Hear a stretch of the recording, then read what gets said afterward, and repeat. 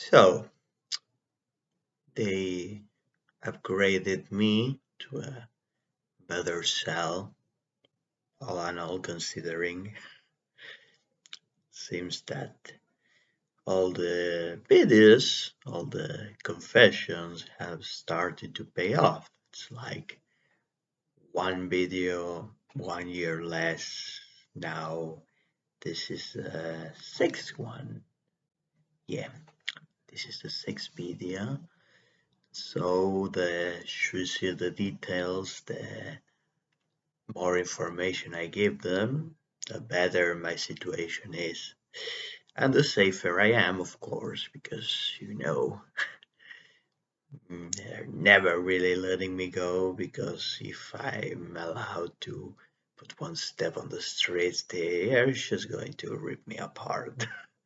But I am in a safe location right now, and that allows me to keep talking about my so-called memoirs.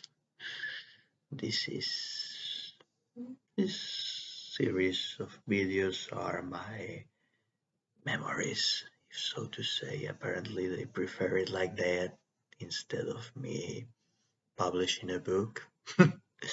Not that I think I could write one that well, not in that sense. Although if for sacrilege it's the Marquis of Sade, the master, maybe I could do some competition to that guy. But well, so where were we?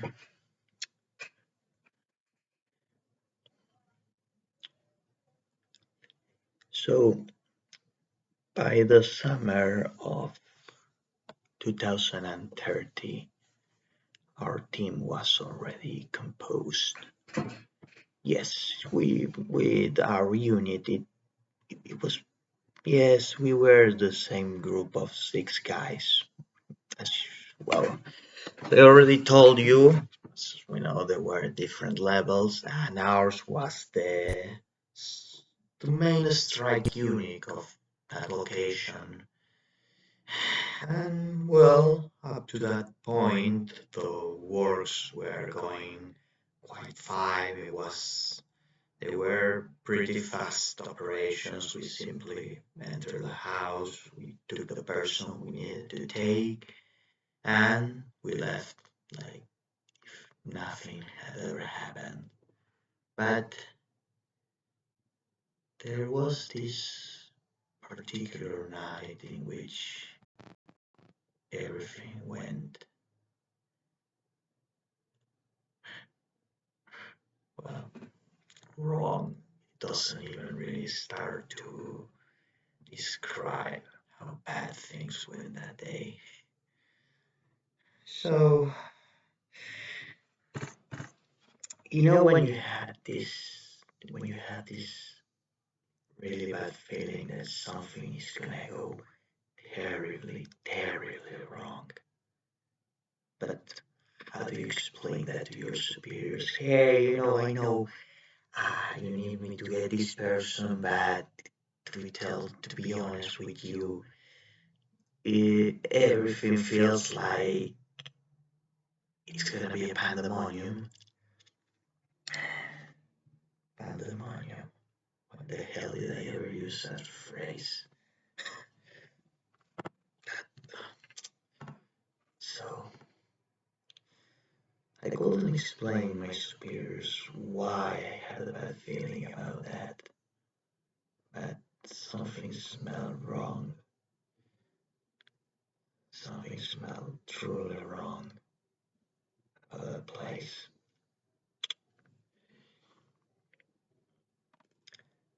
You see, all those things in the instinct that make the alarm sound, that raise the red flags, is all the information you simply couldn't truly process in your conscious mind. And there was something strange, fishy about that place we had to go. It looked like a normal house at the beginning. It seemed like just another stupid British Londonian house, so why should we worry about anything like that? We had done that thousands of times. So it was late in the night, 2 a.m. already. We're getting ready for entering. I was with three of the guys. The other three were. So the house was in a corner. Our van was gonna come. It was supposed to be a 2 minutes operation. Our van was gonna come from the east. The other van was going to be waiting us 5 blocks ahead to make the exchange so we could disappear. We will give them the prisoners and then we will just leave. So we go there, 2 a.m. They give us a signal, we move, we leave the van, me and my guys. We enter the house, all fast, slightly noisy, of course, like always. What else could you expect? We enter to the main hall. Everything seemed clear. We had this equipment, so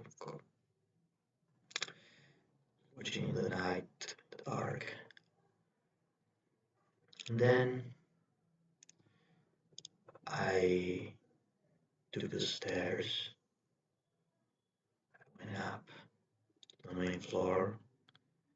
One of the guys was with me, the other two were combing the entire lower house. Well,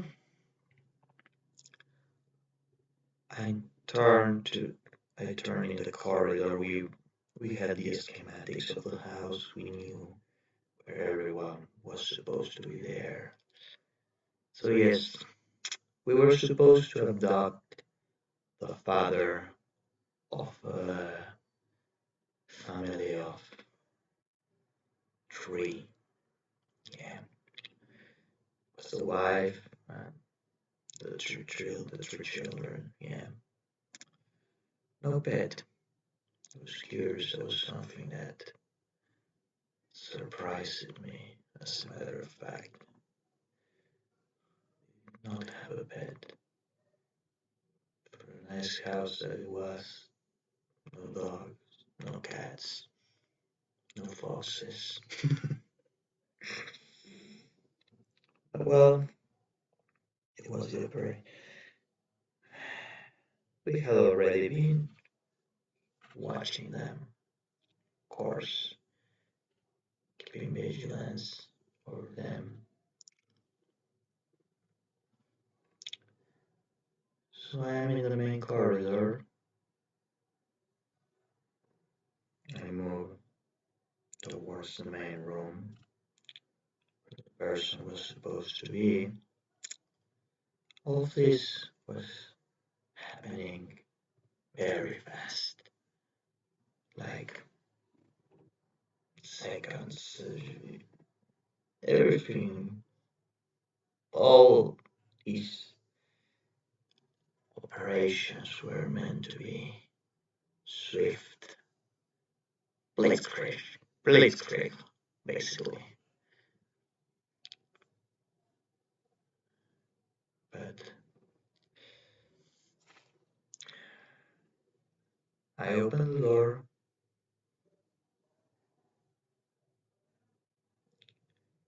hoping I was going to find a couple in their beds,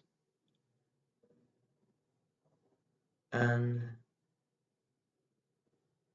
I find myself with is a shotgun pointing right to my head. Yeah, right to my fucking head.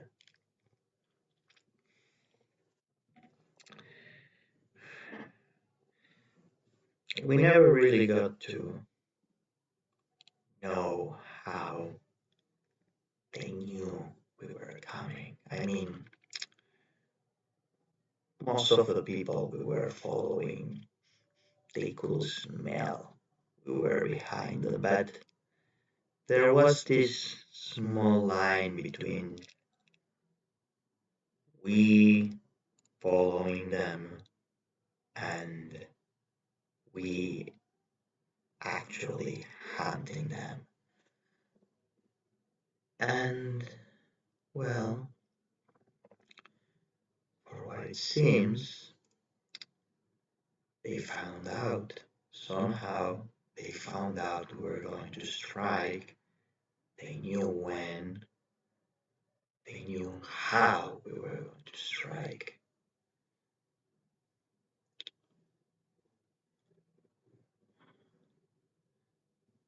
So, yes, I'm there, completely paralyzed, looking at the barrel of a shotgun. In in that split of a second, I really they say that life flashes through your eyes when you're about to die. Well, nothing really flashed in there. I was just thinking, oh fuck, but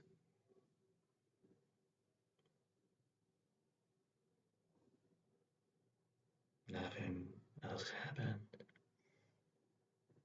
I did not see my first bicycle ride. I did not remember my first kiss. I did not even remember the first time I took a life. Didn't remember really anything. So we're there, but the guy doesn't shut. He's just standing there, pointing at me with a gun.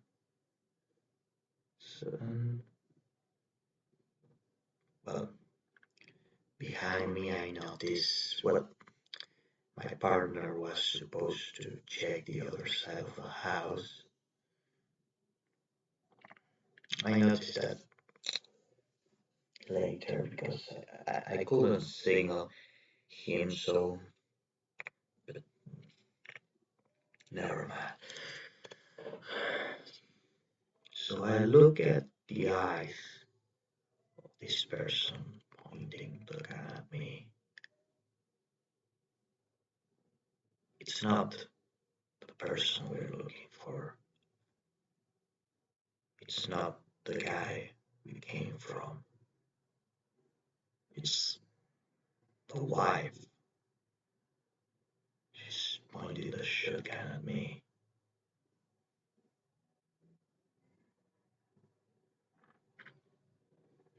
I don't move. We stand over there for some seconds, and then she tells me, lower your gun. I was already thinking how to signal my partner off. I will find a way to quickly disarm her, but I actually had the feeling that if I was going to try something, she was going to be faster than me and my head was going to end up fucking put in the middle of the middle of the family house. How do you explain that to the children later?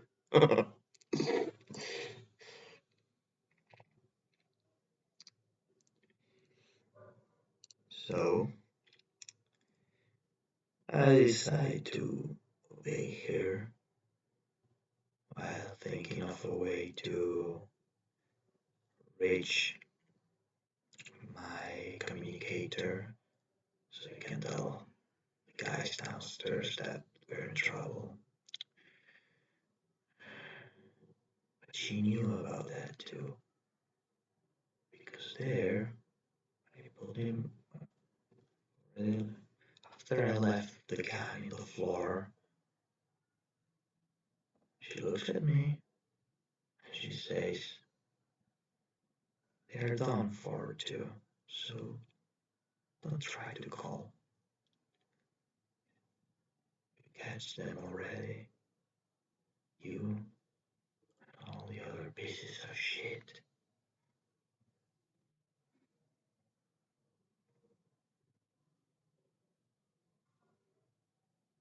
I was shocked. I was pretty fucking shocked, as a matter of fact. It was well planned. She tells me to turn around. I do it. There I can see my partner. He also has a shotgun right below his neck. There's the husband. Yep, we are kind of screwed. So they tell us to move downstairs. We do it. We obey. My mind was going into different ways in which we could try to escape, to avoid the situation, but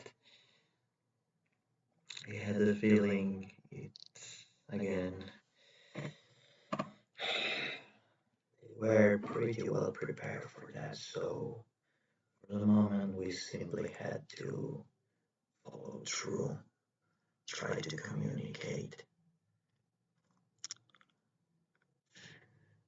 Eventually, if it's part of the procedure that if the operations go wrong, if they take more than 5 minutes to succeed, another team is going to appear over there. But it only been 2 minutes at most, and I couldn't reach my communicator, neither could my partner. They were looking at us pretty well. I knew it even if they were behind me. I knew they were looking at us.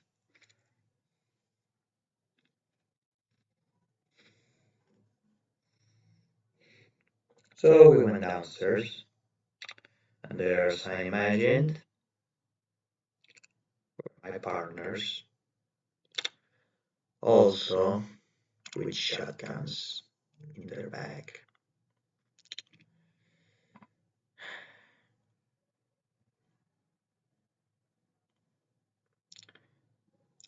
I noticed I never really paid attention to who the other people were, the other people who were with us that day, the other people who, who participated in the ambush.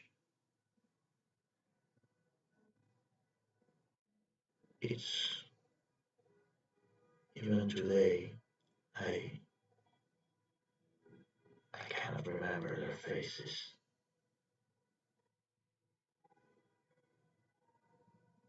I mean, you will be expecting that they will be using covers, but they weren't.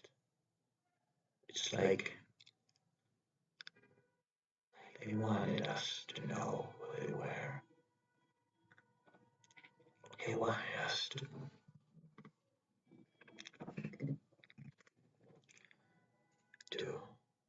remember them. Well, they they fucking failed because I really don't remember. I do remember the wife and I do remember the husband, but I don't remember the two other guys. I, I don't even think about them. I'm not even sure if there were two guys, if it was one guy or a girl, or even two girls. I don't know. I don't know. Oh well, it doesn't matter. So, they tell us to.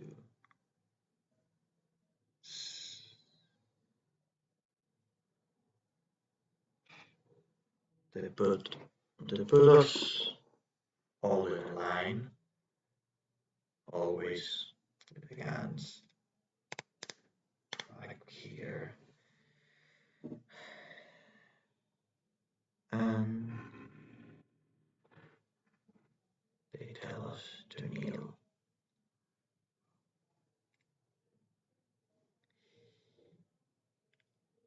Yes.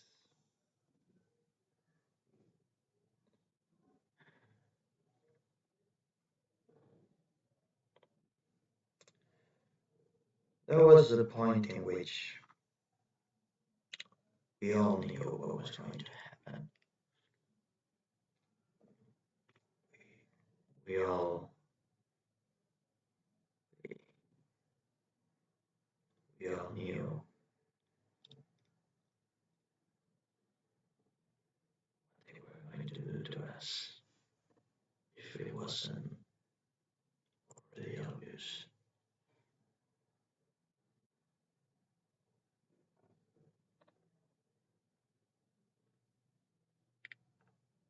They don't really prepare you for that, you know. They never, never, never prepare you for those things. It's like it's it's almost like the entire training was in a way to avoid having to face that situation, face that possibility.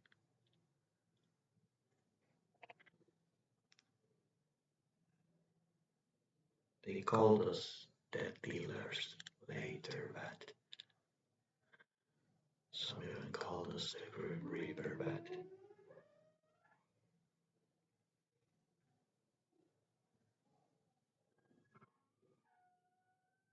the truth is, even if some of us actually came to believe that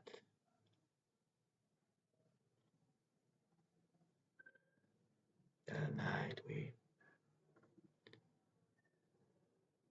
found out we were just humans.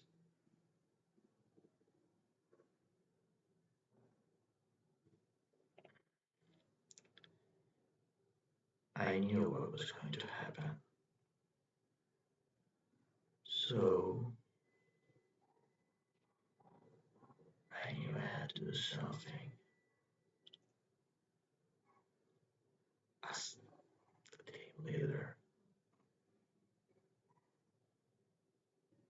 So I, before anything could happen, before we finish up kneeling,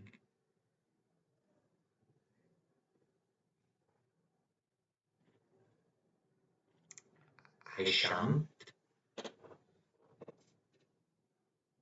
Well, guess I jumped, grabbing the gun I had my left leg.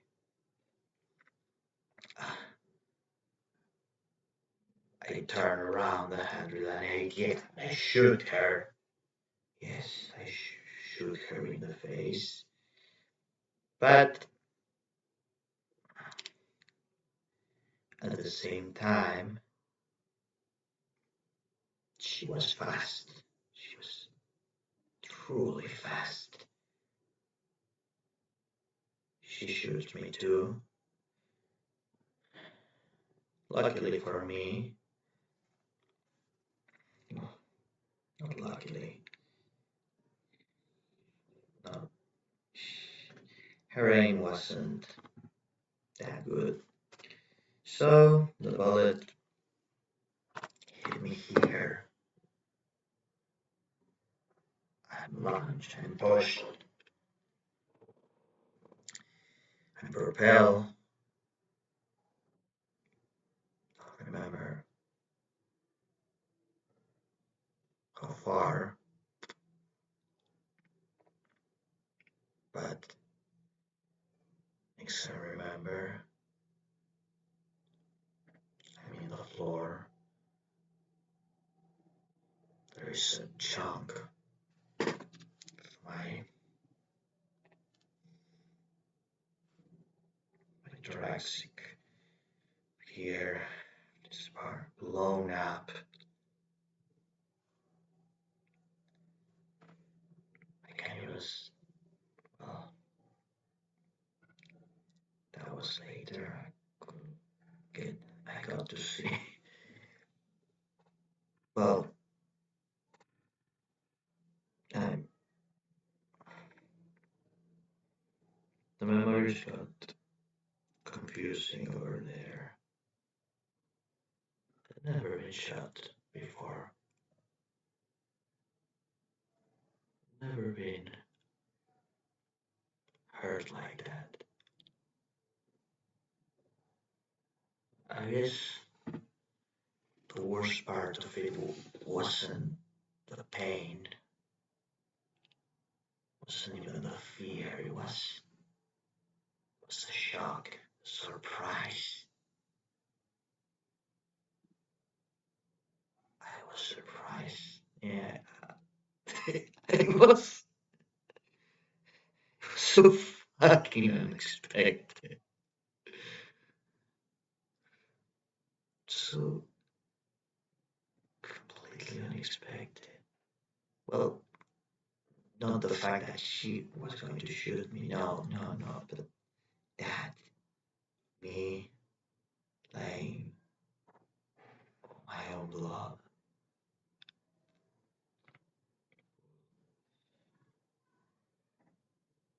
Eventually, and not eventually, instantly, the shock overtook me and I was fainting. My sight got blurred, my ears. And well, while I was fading away, I started hearing a lot of things. Shotguns, screams, explosions, all kind of noises.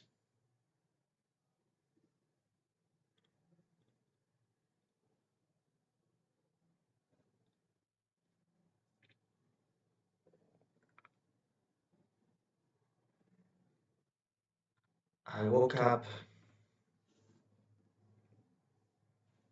in one of the bands, one of the bands we used to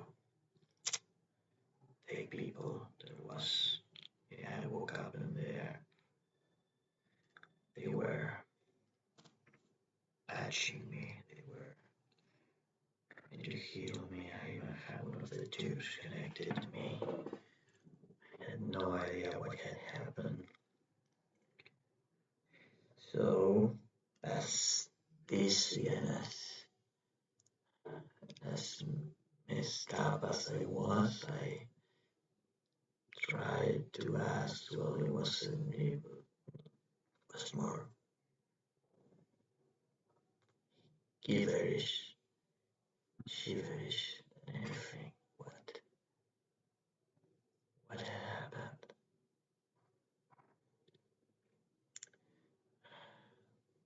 The doctor tells me, well, not sure if the doctor, of course, that I was shot. How obvious? Nothing. She, she. Yeah, it was. I think it was a she. It was weird for our units to have women's, but some of those had.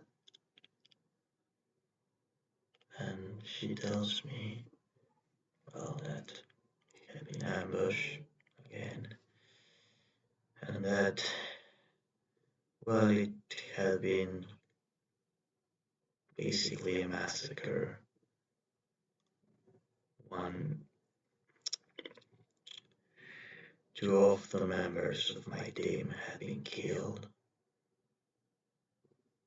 Two of the guys who had ambushed had been killed too. One of them had been wounded, and I think, well, I think never, never truly got to know what happened, which one was the one who escaped. I never remember.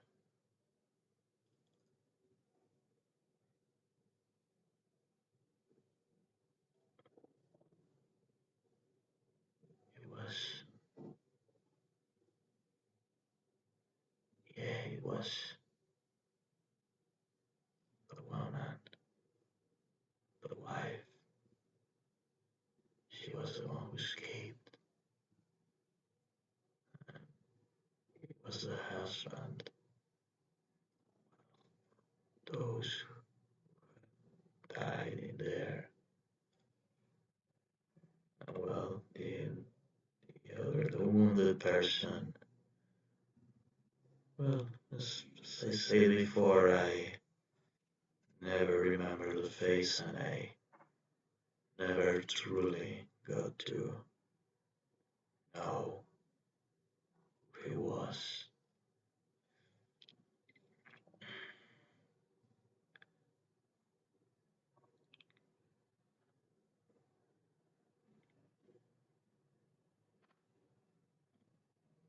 Two of my guys died that night.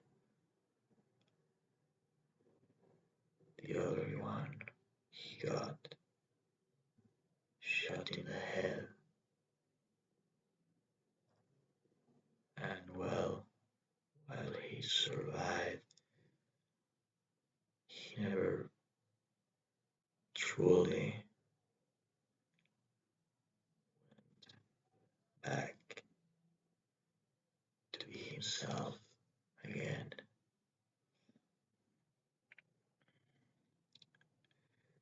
So,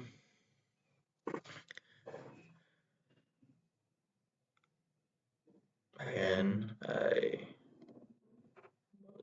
was in the hospital because they were taking care of me for quite a few weeks. It had been a nasty shot. It even got infected. Almost died.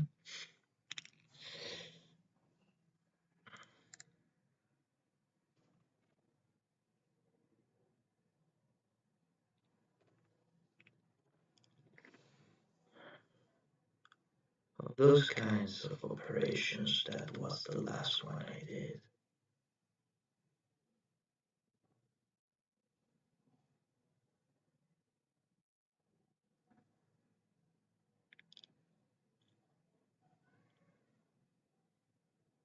After I recovered, I requested a transfer to the management and communications area to be able to coordinate. They were surprisingly lenient with us, given the failure. Well, not with us, with me. Even the failure of the operation were surprisingly forgiving. I'm not sure why. They didn't even try to use us as scapegoats. Not even sure. Not even sure why. I mean, we completely fucked up. We completely screwed up that night.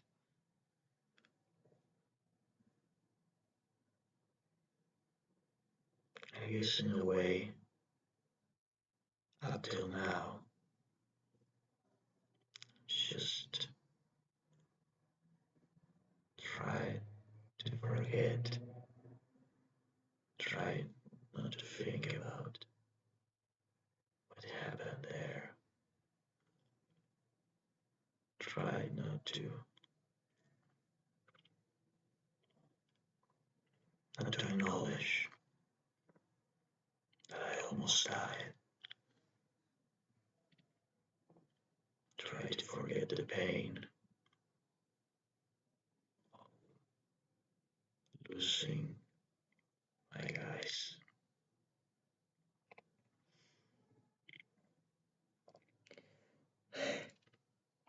Try to. I could. I could. We could have. Could we explain their facts? They couldn't. They never got to marry them.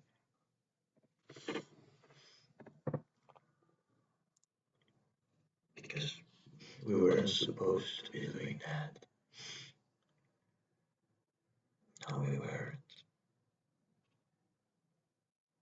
We weren't supposed to be doing that.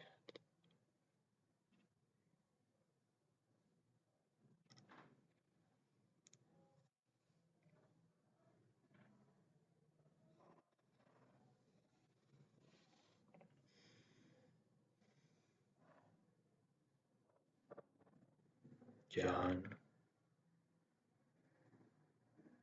Clark, they never had a funeral.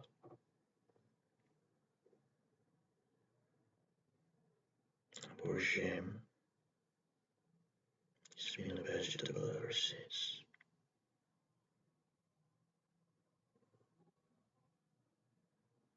I never went,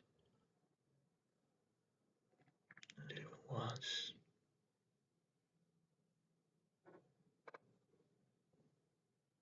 to see him, to watch it.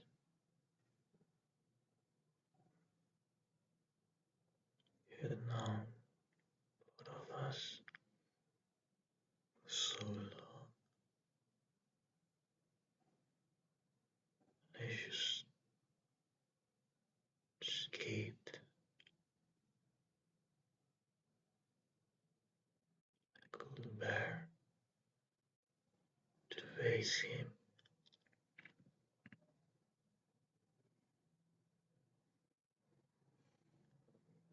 What happened that night?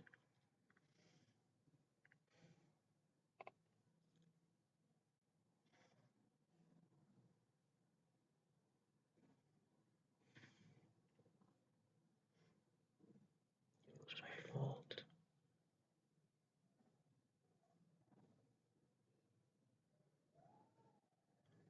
What happened back there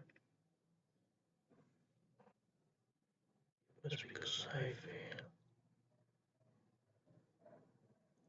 I was supposed to take care of them,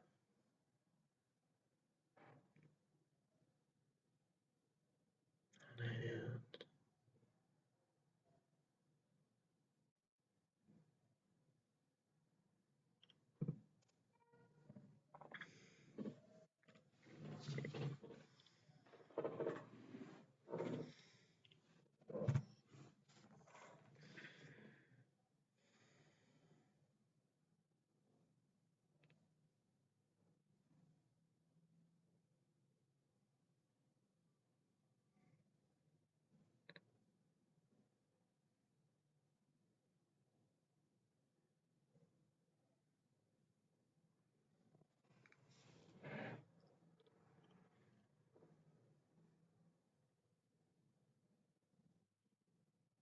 call me a monster. Times that I can remember. Maybe I am a monster. But even I had those people I care about. It's my team. They're gone.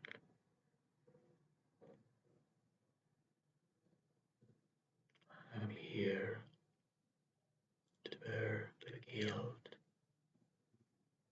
and the punishment. All the things we did.